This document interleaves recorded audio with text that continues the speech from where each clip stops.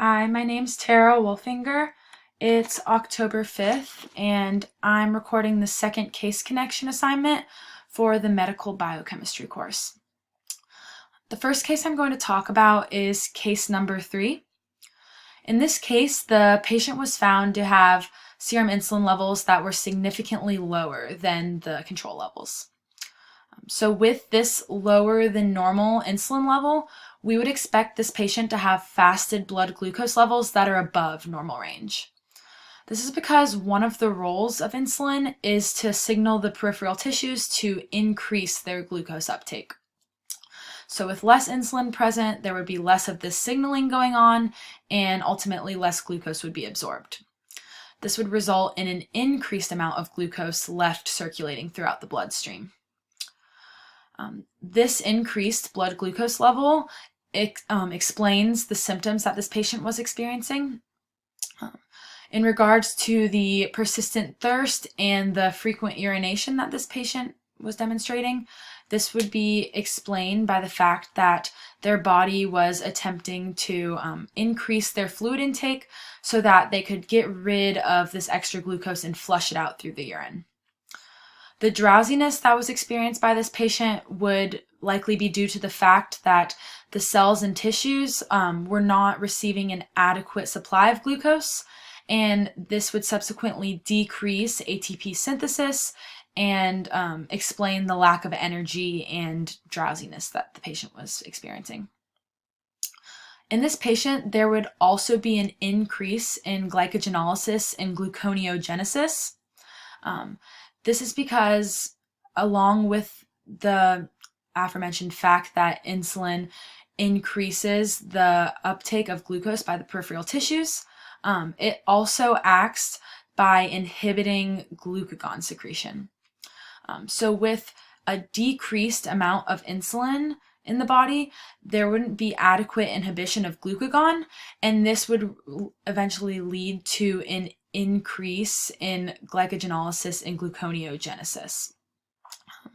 Two regulatory enzymes that would be active in this patient's current condition would be glycogen phosphorylase and phosphofructokinase 2. These enzymes would be active due to this increased glucagon level.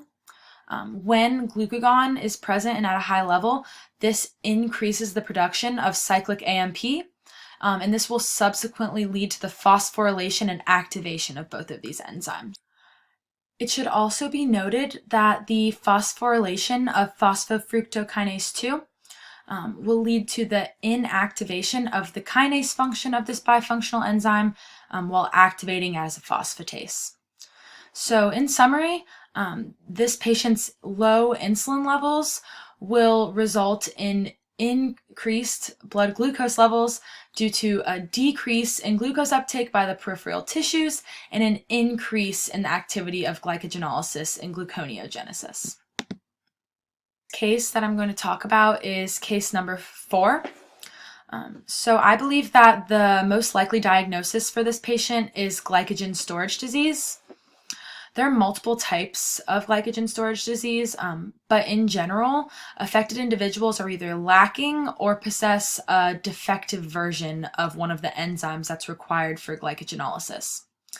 Glycogenolysis is the catabolic process in which stored glycogen is broken down into glucose. This glycogen is typically stored in both the liver and the skeletal muscles. So due to the fact that individuals with glycogen storage disease aren't able to properly break down glycogen, this will result in an accumulation or a buildup of glycogen in the liver. I believe that this is likely the explanation of the enlarged liver that was seen in our patient. The patient was also found to be hypoglycemic. This low blood glucose level is common for individuals with glycogen storage disease because they're unable to break down glycogen to glucose to be released into the bloodstream. The patient was said to be able to achieve normal blood glucose levels immediately after feeding, but was unable to maintain these normal levels during periods of fasting.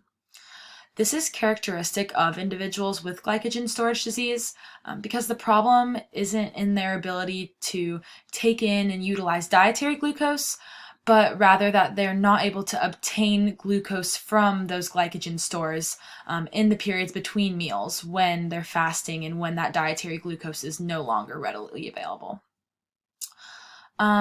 Symptoms of individuals with glycogen storage disease often begin to present when infants are found to be sleeping more often than normal and even sleep through meals. And tremors are also often associated with this condition.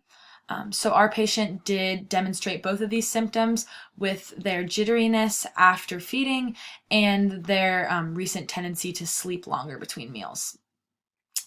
It was also mentioned in the case that when epinephrine was administered to the patient, there was an increase in blood lactate, but no increase in blood glucose. Epinephrine stimulates glycogenolysis by increasing the production of cyclic AMP. This subsequently leads to the phosphorylation and activation of glycogen phosphorylase, which is the enzyme that's responsible for releasing glucose 1-phosphate from our glycogen stores. So after this glucose 1-phosphate is isomerized to glucose 6-phosphate, the next step of glycogenolysis would be for the enzyme glucose 6-phosphatase to dephosphorylate the glucose 6-phosphate into glucose. So in theory, ideally, the administration of epinephrine should increase blood glucose levels. Since this wasn't the case with our patient, we can infer that there was some sort of block in the pathway that was preventing this from happening. In the most common type of glycogen storage disease, this block is due to the enzyme glucose 6-phosphatase not functioning properly. So when this is the case, glucose 6-phosphate is not able to be properly dephosphorylized into glucose, and this results in an accumulation of the glucose 6-phosphate. So instead of proceeding through the rest of glycogenolysis to increase blood glucose levels, things would take a turn, and this accumulated glucose 6-phosphate would be redirected to the pathway of glycolysis, where pyruvate would be produced. This excess of pyruvate would lead to increased lactate production, which would explain the increased blood lactate level that was seen in our patient when epinephrine was administered. So in regards to the other answer choices, there are multiple reasons why I feel like these would not be the correct diagnosis for our patient. To start, I do not feel that hereditary fructose intolerance is the correct diagnosis for the patient.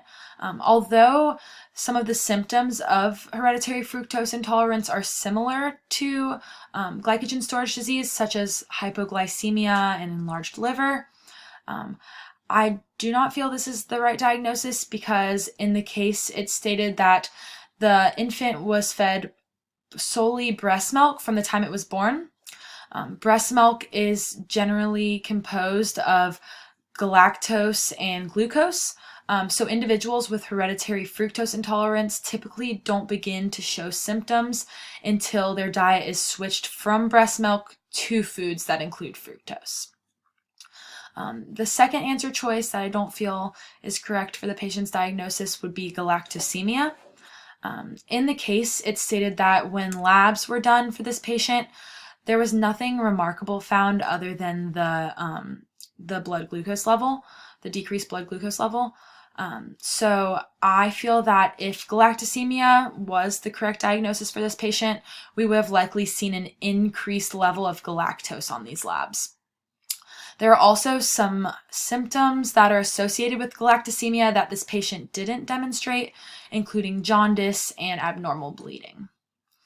The final answer choice that was given that I don't feel is correct for the patient would be glucose 6-phosphate dehydrogenase deficiency. To start, I don't feel like this is likely the diagnosis of the patient because this condition follows an X-linked recessive inheritance pattern, meaning that it's much more likely for males to be affected with the condition than females.